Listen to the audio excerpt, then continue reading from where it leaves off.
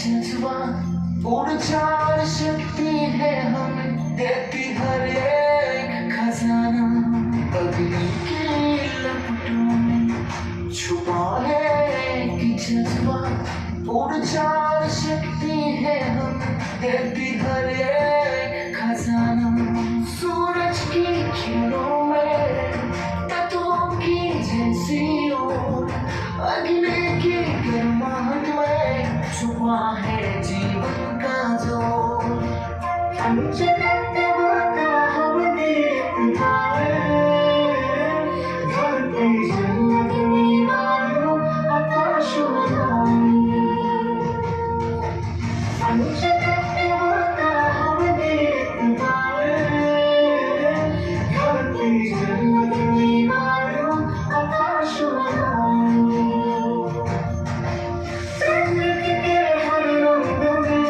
छुपा है जादू इन तत्वों के संग जीते हर मौसम।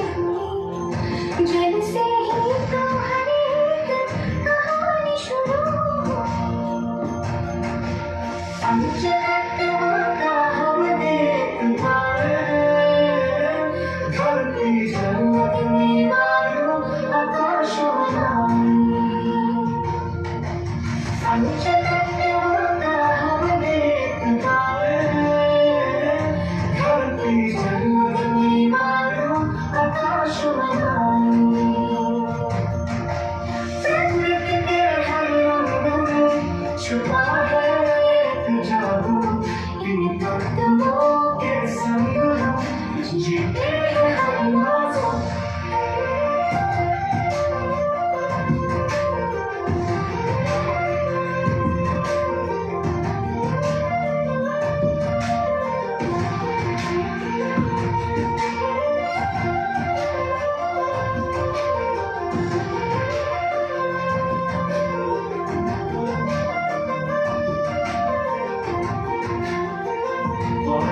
की निर्मलता में बसी है आजादी, हर सांस में मिलती है शक्ति और सच्चाई।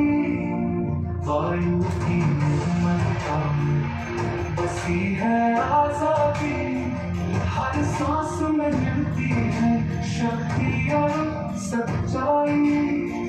जब चलती है पतंग खुशी आती धड़कन, उसकी मिठास में बसी जीवन की हर गली।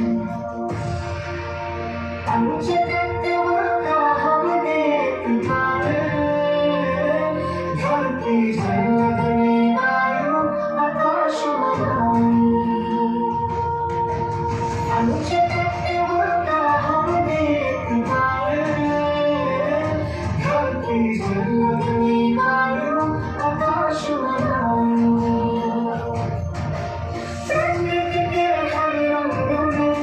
छुपा है जादू इन पत्तों के संग हम जीते हैं हर मौसम।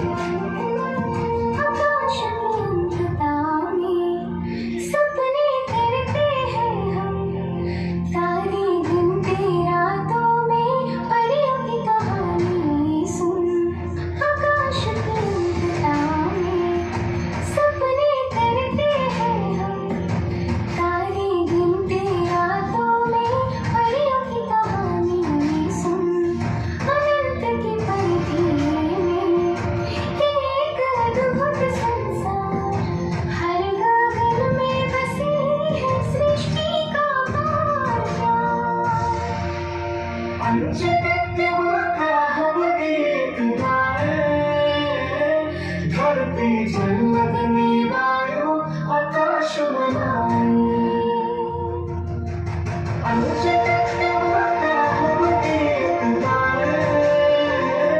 धरती जलगनी वायु आकाश प्रकृति के हर रंग में छुपा है जादू इन तत्वों के संग हम जीते हैं हर मौसम। भूमि पृथ्वी नमः ओम अग्नि नमः ओम जलया नमः ओम वायवे नमः ओम आकाशाय नमः ओम सर्वतत्त्वाय नमः।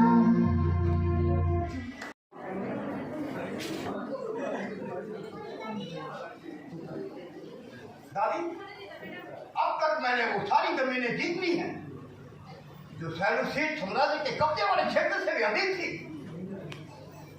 जहां पर आप मेरे दादा की दीवार को देखेंगे। मेरे दादा सम्राट मौर्य वंश के संस्थापक थे। हाँ, सेलूसिड साम्राज्य के पास 15 लाख से अधिक चतरा था। आप मेरे पूर्वजों के कब्जे वाले चतरा से 3 गुना अधिक चतरा पर शासन कर रहा है। एक विजेता के रूप में मेरे ही निर्णयों से मेरे अंदर की पीड़ा भड़क रही है। हमारे साथ और हमारे विपक्ष कई सैनिकों ने अपने जीवन का बलिदान दिया है। बच्चों ने अपने पिता को खोया और विधवाओं की संख्या बढ़ गई है। क्या हत्या और हिंसाओं के अलावा इस राज्य को शासन करने का कोई और मार्ग नहीं? मैंने आज लड़कियों को परिस्तत्वा पर नृत्य करते देखा। इसके बारे अर्थ है पृथ्वी हम सभी सहित सभी जीवित प्राणी ये 5 तत्वों के जो अलग अलग संयोजनों में है। पृथ्वी पर जन्म लेने वाले प्रति व्यक्ति को जीने का अधिकार है। इस सामंजस्यपूर्ण व्यवस्था की स्थापना के लिए मैं आपसे सलाह देती हूँ कि आप अपने दादाजी के बारे में जानें। मैंने सुना है उन्होंने बुद्ध की शिक्षाओं को अपनाया। क्या आप उन्हीं के बारे में कह रही हैं? हाँ, आप भी एक बार किसी भिक्षु से सुने, शायद आपके अंदर चल रही लड़ाई समाप्त हो जाएगी। आप अपने दरबार में बहुत मुझसे किए निग्रो विश्व का स्वागत कीजिए। अंगरक्षक जी महाराज। आप जाए और मंत्री जी से कहे निग्रो भिक्षु की यात्रा की व्यवस्था की जाए। जाइए।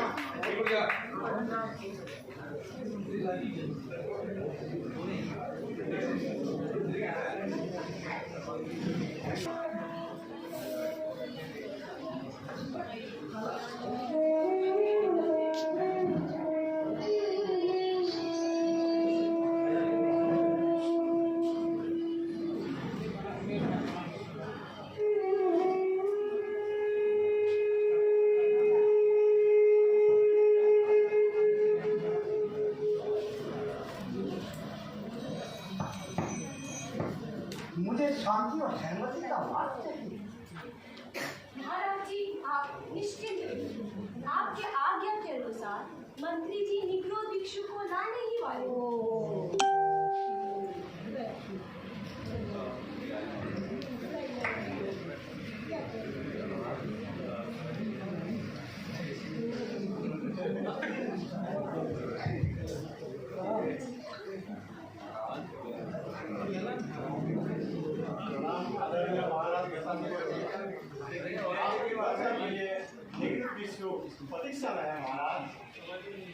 हे महामंत्री, आप उनको अपने साथ आगमन करवाइए, विलंब मत कीजिए। जाइए। क्या महाराज।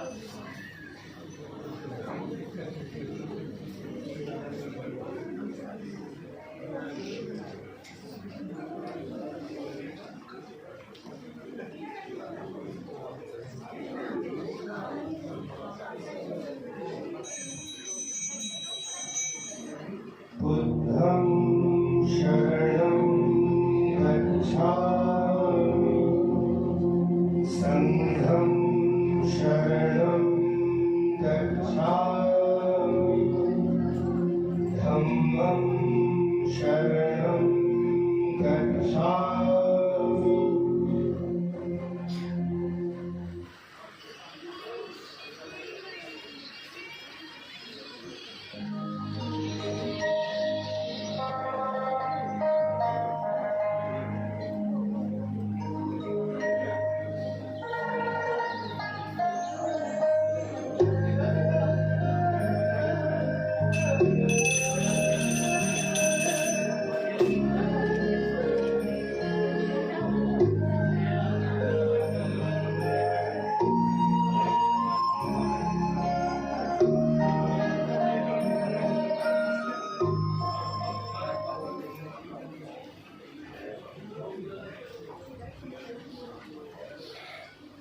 क्या बौद्ध धर्म मुझे शिक्षा का मार्ग दिखा सकते हैं? और राजन, बौद्ध धर्म शांति, करुणा और संयम का पाठ पढ़ाता है राजन। मैंने सुना है 4 आर्य बुद्ध शिक्षाओं का याद है या बुद्ध सिद्धार्थ गौतम द्वारा प्रतिपादित किया गया था। ये सत्य है राजन। बौद्ध दर्शन और अभ्यास का नींव रखते हैं। मैं इसे पूरी तरह से समझ नहीं पा रहा हूँ। हे राजन, मैं आपका ध्यान बुद्ध धर्म की मार्गदर्शक शिक्षाओं और रहस्य उद्घाटन की ओर आकर्षण करना चाहता हूँ। ज्ञान प्राप्ति के बाद ईशीपट्टनम में बुद्ध द्वारा दिया गया पहला उपदेश धर्म चक्र प्रवर्तन सूत्र नाम से जाना जाता है, जिनका अनुवाद है राजन धर्म चक्र को गतिमान करना। इस उपदेश में बुद्ध ने अपने पूर्व 5 साथियों को बुद्ध धर्म की मूलभूत शिक्षा प्रदान की, जिन्होंने पहले उन्हें त्याग दिया था। इस उपदेश में चर्चा किए गए मुख्य बिंदु इस प्रकार है। राजन, प्रथम है मध्यम मार्ग। ये मध्यम मार्ग क्या है? राजन, बौद्ध ने आत्मभोग और आत्मपीड़ा की चरम अभ्यासों से बचने के महत्व पर जोर दिया। उन्होंने दुख से मुक्ति के मार्ग के साधन पर मध्यम मार्ग की व्याख्या की, जो इन 2 चरम सीमाओं के बीच संतुलित दृष्टिकोण है। द्वितीय है राजन 4 आर्य सत्य।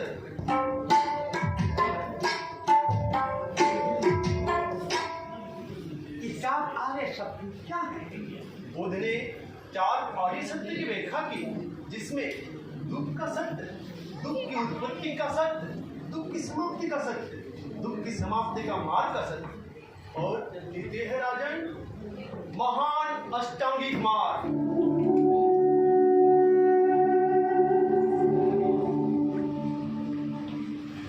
अष्टांगिक मार्ग क्या है? बुद्ध ने दुख से मुक्ति की प्राप्ति के साधन के रूप में महान अष्टांगिक मार्ग का व्याख्या किया। उन्होंने सही दृष्टिकोण, इरादा, भाषण, क्रिया, आजीविका, प्रयास, ध्यान और एकाग्रता के बारे में विस्तार रूप से बताया, जो इस मार्ग का निर्माण करते हैं। बुद्ध की पहले उपदेश को आधारभूत शिक्षा माना जाता है, जिन्होंने धर्म चक्र को गतिमान किया और अनुयायी की जागृति की। हे राजन, बुद्ध ने उपदेश दिया कि नैतिक और अनैतिक जीवन जीने के लिए मनुष्य को 24 गुणों का प्रयास करना चाहिए। ये 24 गुण पाली में शिष्य का 24 गुण या 24 पारमिता के रूप में जाना जाता है। क्या हम सबको इस 24 गुणों को अपनाना चाहिए? सबसे कहा राजन, प्रत्येक मनुष्य को ये 24 गुण अपने जीवन में अपनाना चाहिए। ये 24 गुण क्या है? ये 24 गुण है उदारता, नैतिकता, त्याग, बुद्धि, ऊर्जा, धैर्य, सत्यता, देव कृपा, प्रेम कृपा, अच्छाई, अहिंसा, संभाव, सहानुभूतिपूर्ण आनंद, सहन शक्ति, गति, प्रज्ञा, उपेक्षा, ध्यान, दान।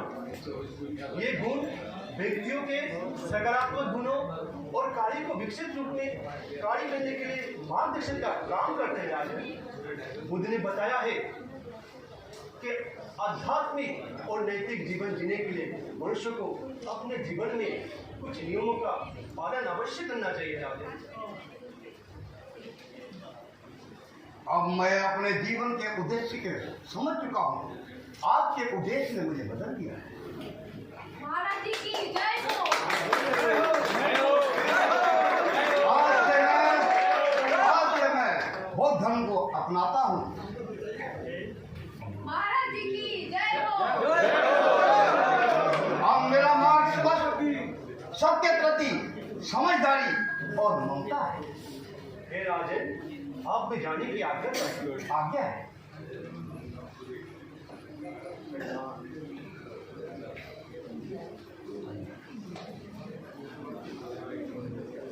जो कभी अपनी निर्मम विजयों के लिए जाने जाते थे, अब शांति और धर्म का माध्यम से मुक्ति चाहते हैं। उनका सम्राट युद्ध की छाया और करुणा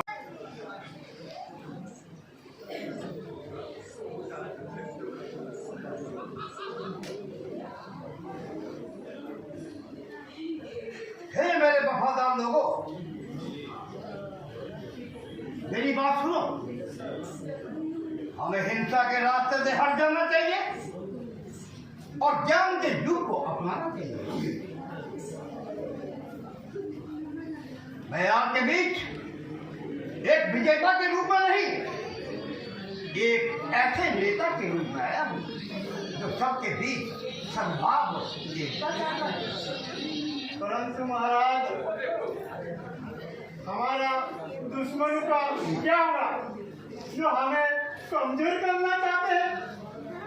क्या वो इसे कमजोरी की संकेत के रूप में नहीं देखेंगे महाराज? हे महामंत्री, दया और क्षमा दिखाना कमजोरी नहीं। आओ हम उदाहरण पेश करें और दुनिया को दिखाएं कि एक सच्ची ताकत ही करुणा में निहित है। परंतु महाराज, हमने खून हरावासियां जो जमीनें दी थी, उनका क्या? हम अपनी औरत की पापों का प्रायश्चित कैसे कर सकते हैं महाराज? हे महामंत्री, हमें करुणा के स्तंभ बनाने चाहिए और अपने साम्राज्य में शिक्षाओं का प्रचार करना चाहिए। हमें कल की गलतियों पे ध्यान ना देकर कल को बेहतर बनाने के लिए ध्यान देना चाहिए। महामंत्री, क्षमा महाराज, मैं भावुक हो गया था महाराज।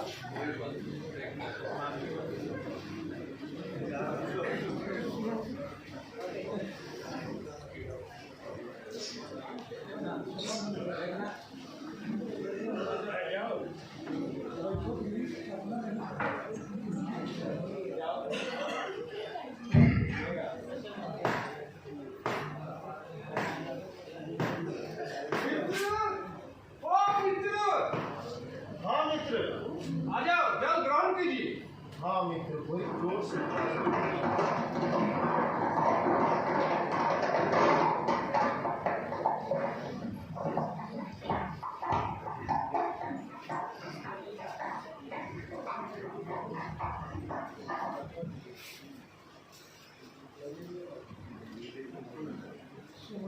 धन्यवाद मित्र, मन तृप्त हो गया मित्र।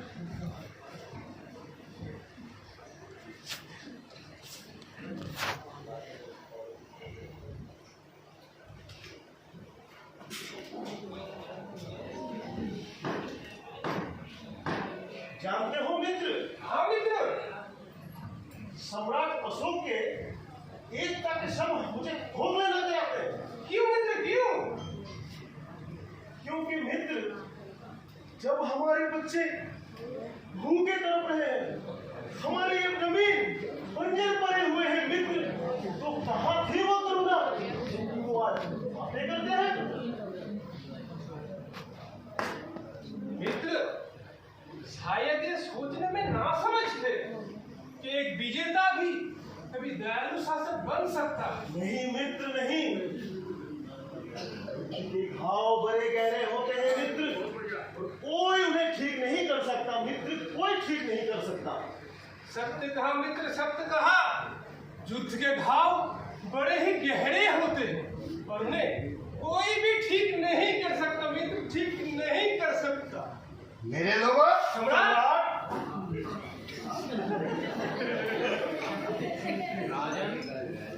मैं आपकी चीखें सुनता हूँ और आपके दुख को महसूस कर सकता हूँ। आओ हम सब मिलकर अपनी जमीन और अपने जीवन को फिर से नया बनाने के लिए मिलकर काम करें। एक शक्तिशाली साम्राज्य भी एकता के लिए बदल सकता है। क्षमा करें महाराज, हम आपकी बात समझ गए। आपसे हम लोग भी आपका अनुसरण करेंगे सम्राट। हमारा कार्य समाप्त हुआ, हमें आज्ञा दीजिए सम्राट। अब आप लोग शांति से जा सकते हैं। सम्राट की जय हो, सम्राट की जय हो, सम्राट की जय हो।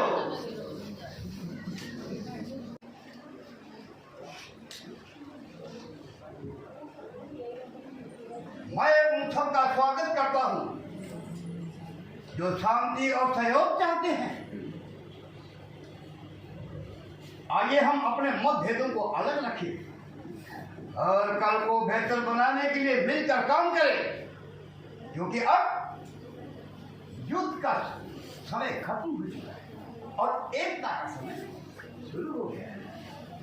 महाराज की जय हो, महाराज की जय हो, महाराज की जय हो।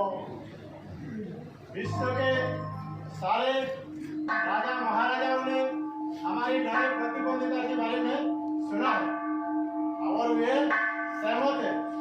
हम आपसी सम्मान और समझ के आधार पर न्याय गठबंधन बनाने के लिए तैयार हैं।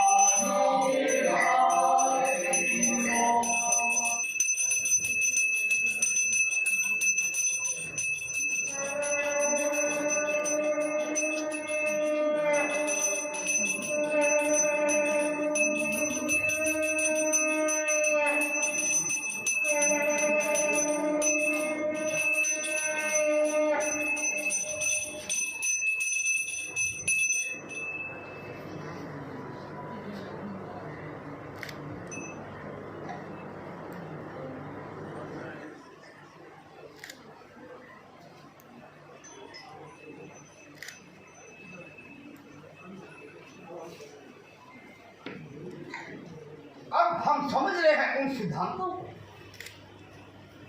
महादेव के सारे मानव तक हम इसे पहुंचाएंगे। बुद्ध ने अपना पहला प्रयोजन प्राप्त कर विशाखापट्टनम में पहला उपदेश दिया। जहां चारों दिशाओं में सिंहवंशी धर्मकीर्ति की यादगार में चतुर्मुखी स्तूपा बनाएंगे। हम बुद्ध की शिक्षा को समझ रहे हैं कि हमारे जीवन में या ब्रह्मांड में परिवर्तन के लिए अत्यहरी और शुरुआती है। एक चक्र में मानव के 24 गुणों को दर्शाया है और इसलिए सम्राट अशोक की विरासत संघर्ष से त्रस्त दुनिया में आशा और मुक्ति की किरण के रूप में बनी हुई है। उनके शासनकाल में भले ही खून खराबा हुआ हो, लेकिन शांति के विजेता के रूप में उनके परिवर्तन को आने वाली कई पीढ़ियां याद रखा जाएगा।